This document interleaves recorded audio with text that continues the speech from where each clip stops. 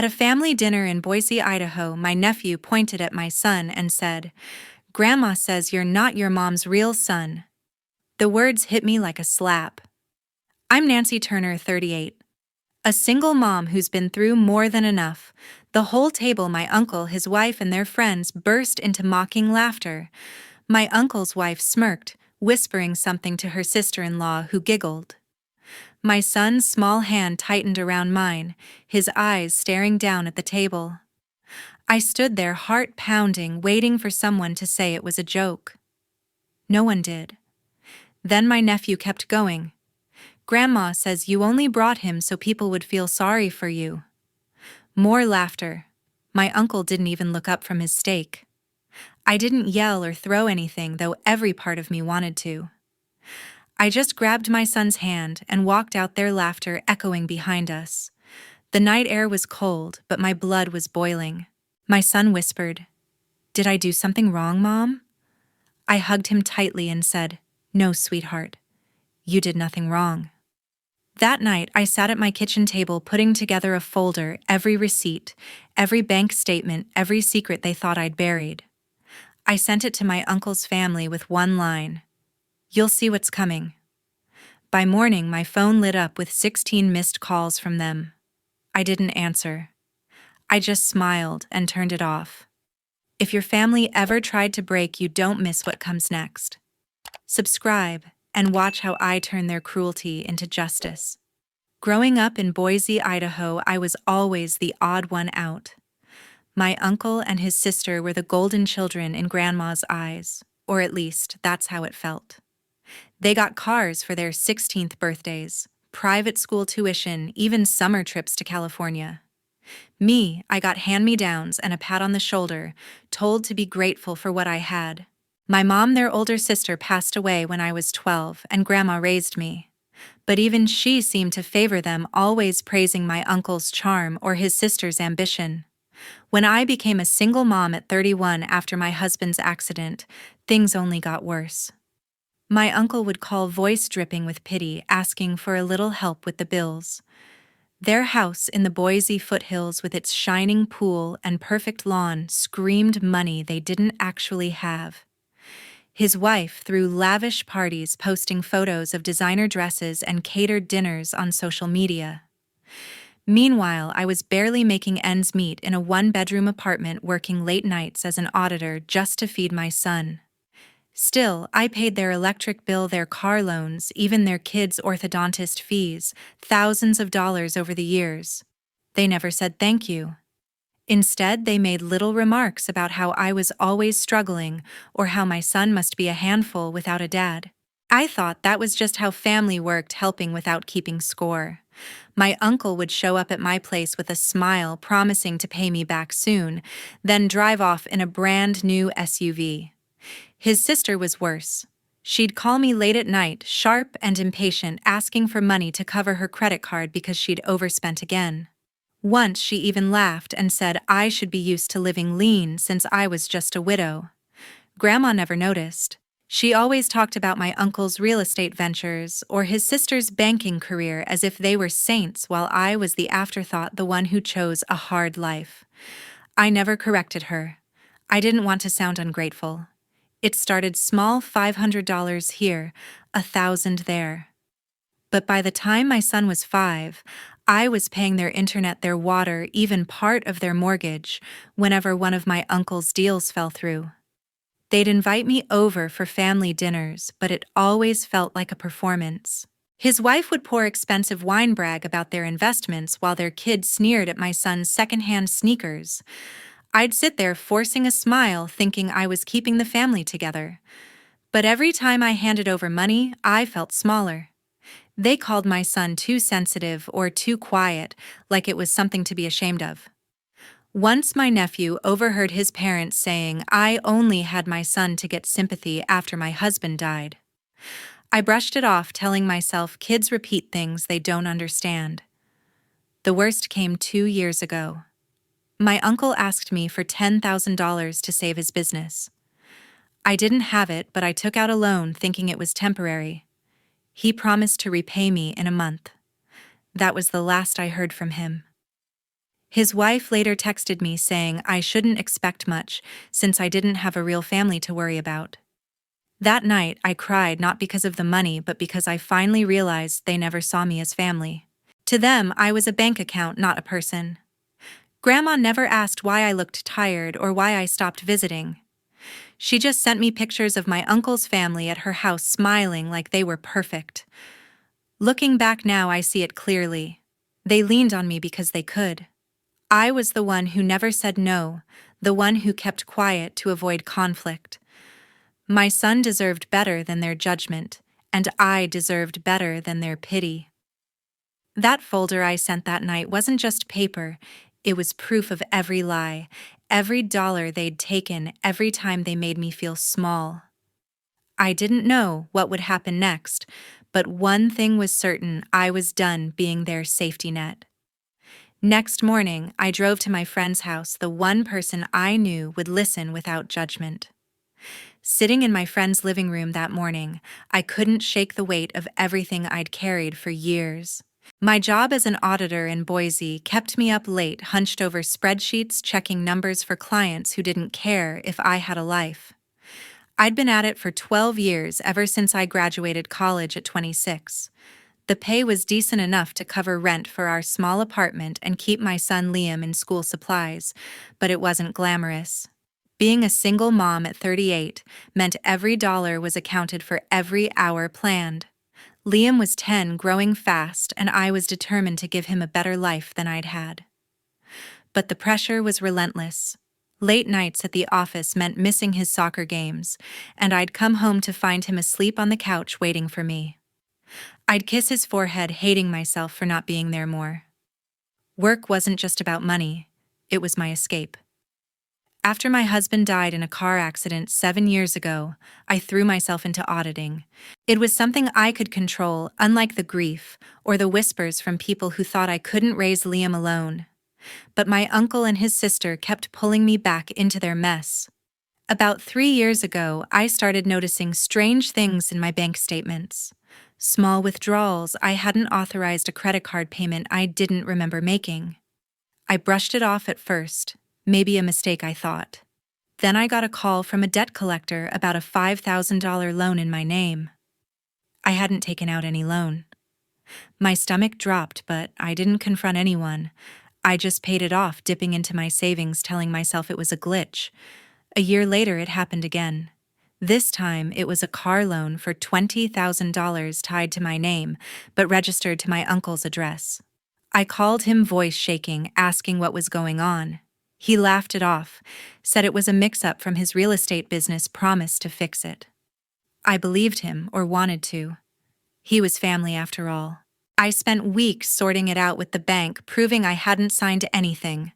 It cost me hours of work and another chunk of savings to clear my credit.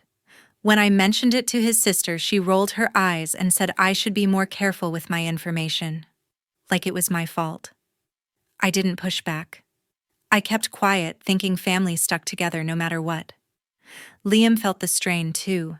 He'd come home from school upset because my nephew, who was in the same grade, would tease him about our crappy apartment or how I worked too much to be a real mom. I'd tell Liam to ignore it, that kids could be mean, but it hurt. I started noticing how my uncle's family treated us at gatherings.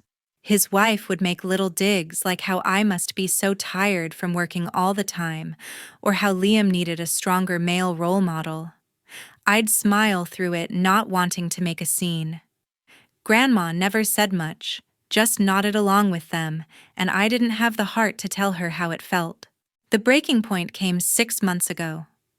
I was reviewing my credit report for a work project when I saw it, another loan, this time $15,000 linked to my name. The paperwork led back to my uncle and his sister. They'd used my social security number, my job history, everything. I sat at my desk, staring at the screen, heart racing. I wanted to scream, to drive to their house and demand answers. But I didn't. I paid it off again, taking extra shifts to cover it because I thought that's what family did, clean up each other's messes. I told myself they'd stop that. They wouldn't do it again. I was wrong. Looking back, I see how naive I was thinking loyalty meant letting them walk all over me. My friend's words that morning stuck with me. She said I deserved better, and so did Liam. I wasn't sure what to do next, but I knew I couldn't keep pretending everything was fine. That afternoon, I called Grandma to talk about what happened at the dinner.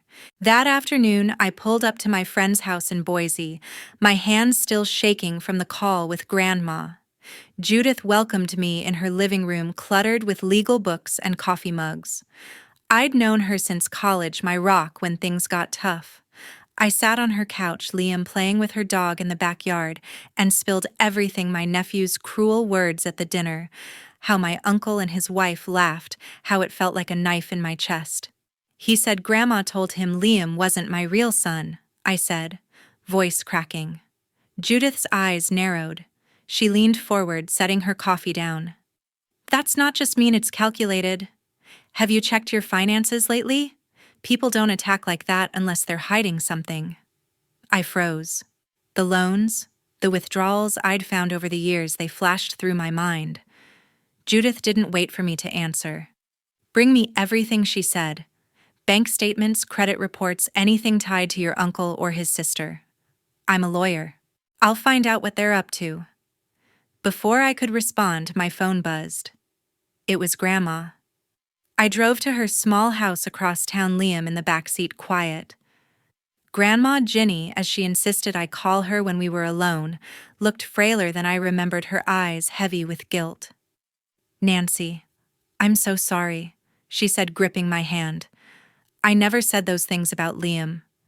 Your uncle told Connor that lie to hurt you. I should have seen it sooner. My throat tightened. I wanted to believe her, but years of her favoring my uncle stung. Then she dropped a bombshell. I've cut them off, she said. No more money. I've been bankrolling Gregory's lifestyle for years, his house, his cars, everything. It stops now. I stared, speechless.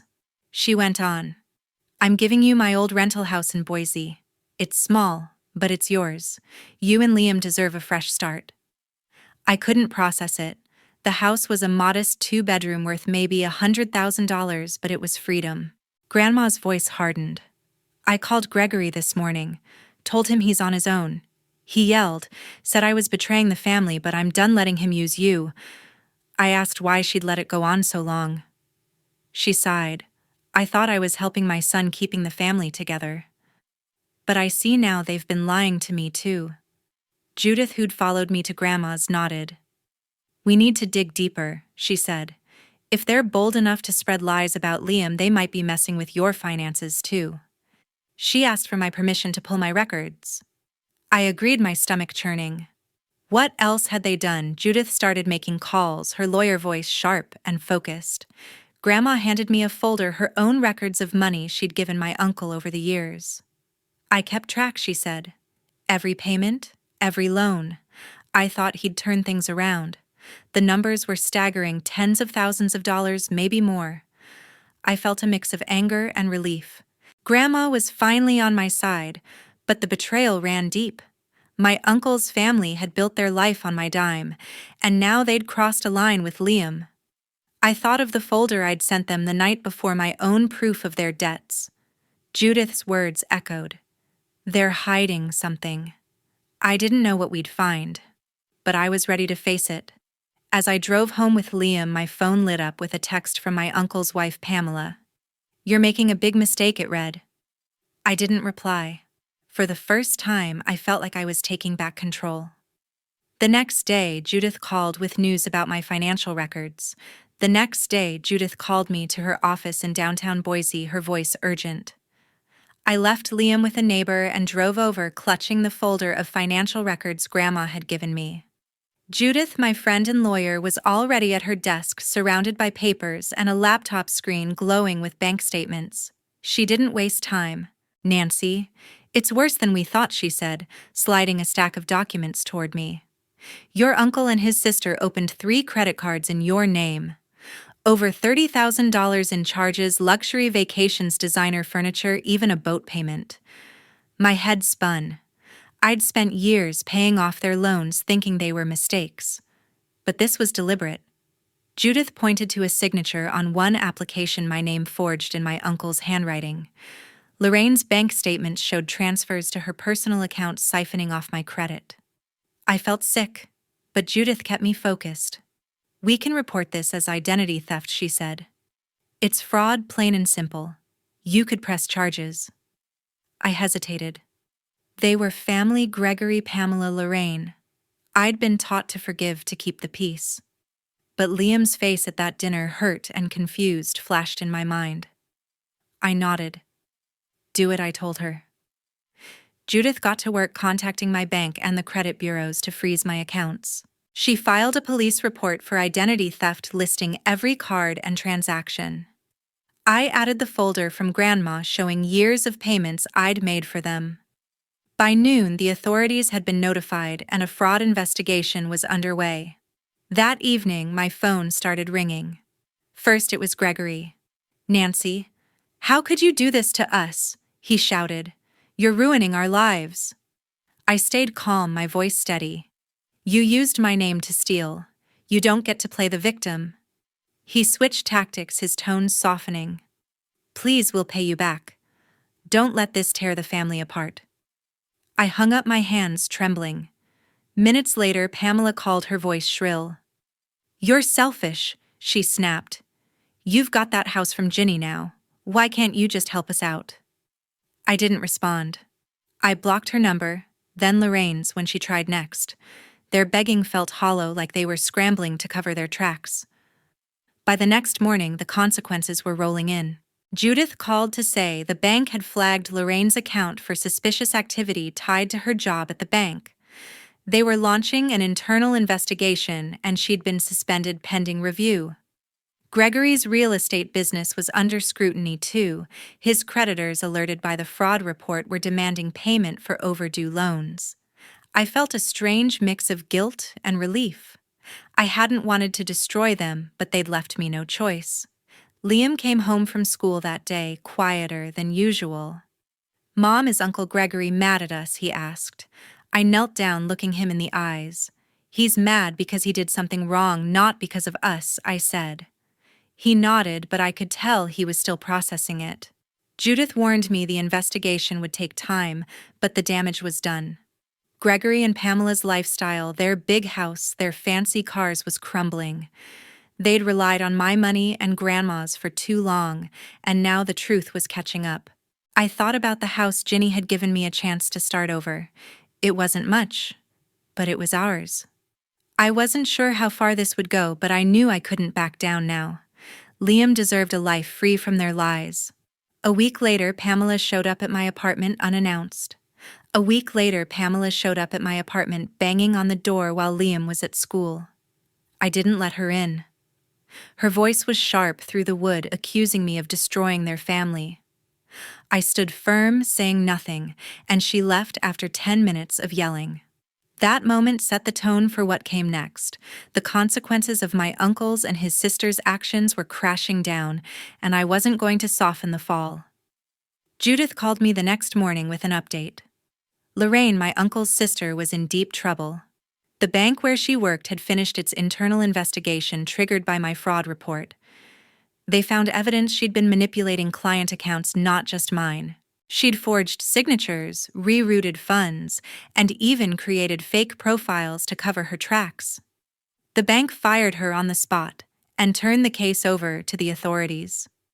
Judith said the police were building a case for felony fraud, and Lorraine was facing potential jail time. I didn't feel sorry for her. She'd used my name to fund her lifestyle, knowing I was struggling to raise Liam alone. Her choices had caught up with her. Gregory's world was unraveling too.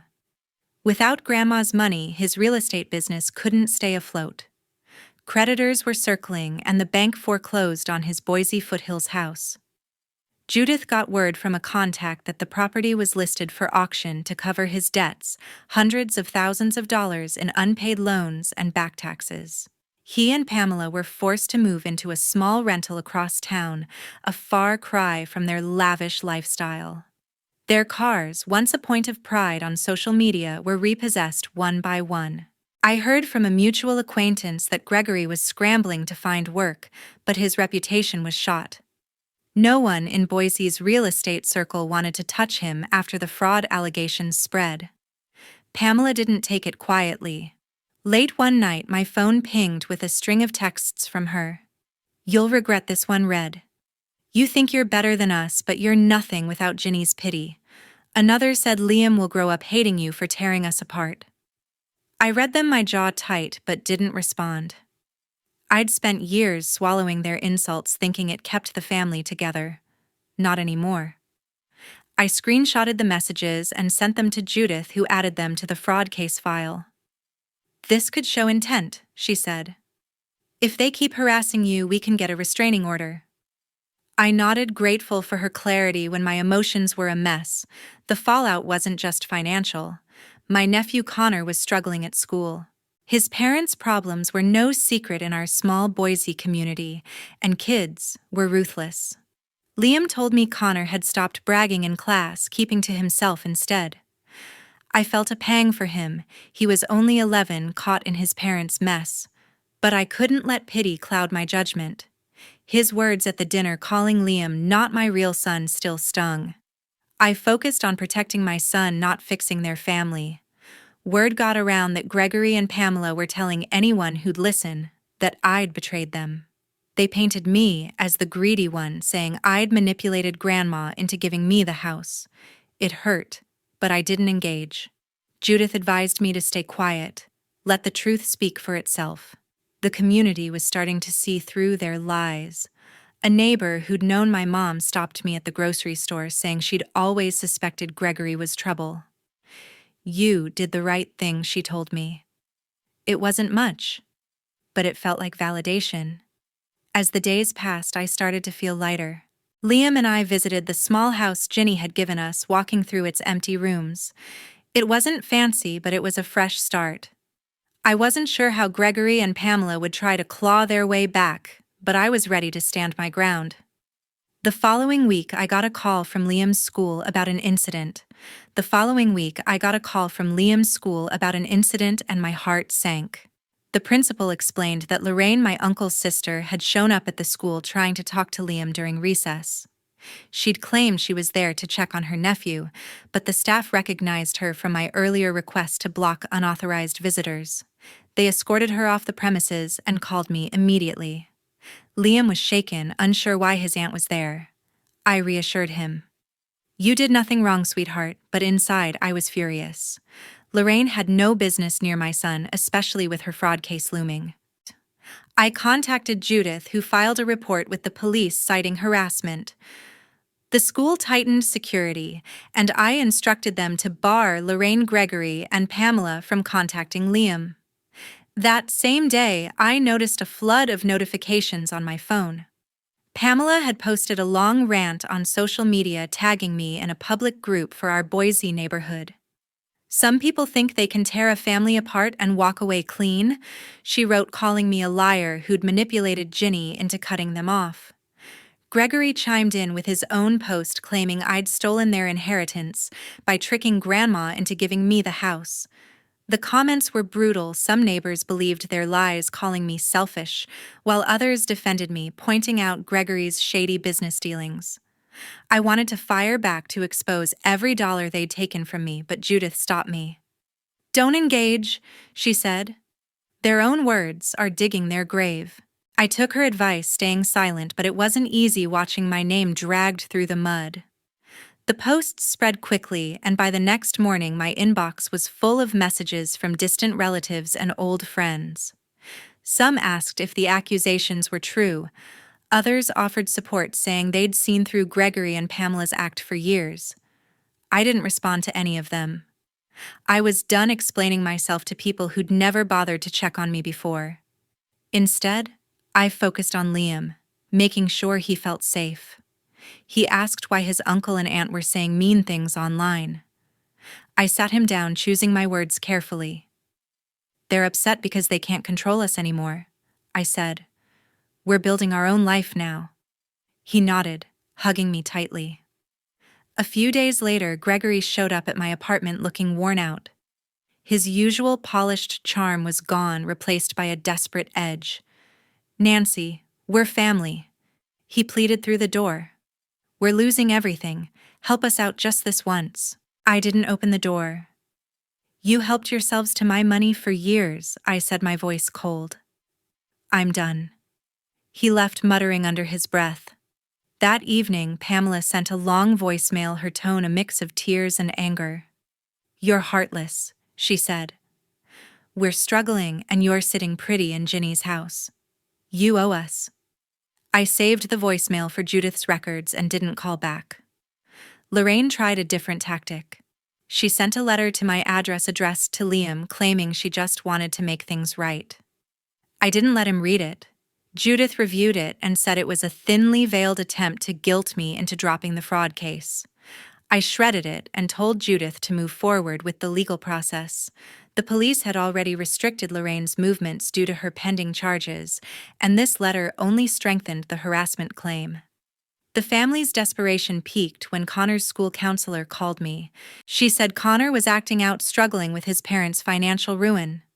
Pamela had apparently asked the counselor to pass a message to me, begging for a loan to get them back on their feet. I told the counselor I wasn't interested.